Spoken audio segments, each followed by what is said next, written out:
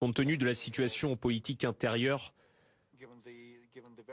très difficile des Français, la direction politique ne peut d'aucune autre manière détourner l'attention des gens des défis difficiles à résoudre à l'intérieur de la République.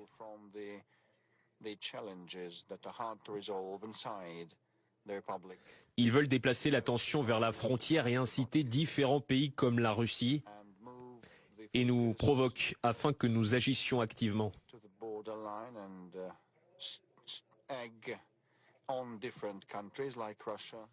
Et disions au peuple français, rejoignez-moi et unissez-vous autour de moi. Je vous mènerai à la victoire comme Napoléon. Et en réalité, c'est l'essentiel. Je crois que vous avez été trop aimable envers le président français. Je sais que je le fais avec plaisir. Nous avons une relation de travail strictement professionnelle. Mais ce qui se passe en ce moment est exactement ce que je vous ai dit. Je n'en doute pas. Je le connais. C'est drôle parce que Vladimir Poutine raconte exactement ce que beaucoup de spécialistes et de Français racontent aujourd'hui, c'est-à-dire que Macron, avec la Russie, est clairement en train de détourner l'attention. D'accord ? C'est-à-dire qu'aujourd'hui, on a des vrais sujets à traiter en France, des sujets économiques qui sont extrêmement graves. La dette de la France, pour ceux qui ne sont pas au courant, c'est dramatique ce qui est en train de se passer. L'insécurité dans le pays, c'est un carnage également. Et le seul truc dont vous parle Emmanuel Macron aujourd'hui, c'est d'une fameuse potentielle guerre avec la Russie. Pourquoi ? Pour te faire peur, pour te raconter clairement quelque chose qui pourrait être plus grave que les problèmes que la France a à l'heure d'aujourd'hui.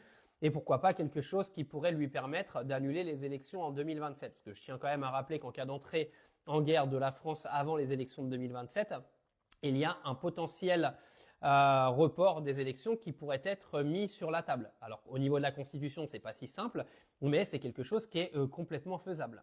Mais moi, je rejoins encore une fois totalement Vladimir Poutine sur ce qu'il dit, c'est-à-dire qu'aujourd'hui, la France est dans un état pitoyable et on a un président qui parle à H24 d'une guerre fictive, c'est-à-dire d'une guerre avec la Russie qui n'existe pas aujourd'hui.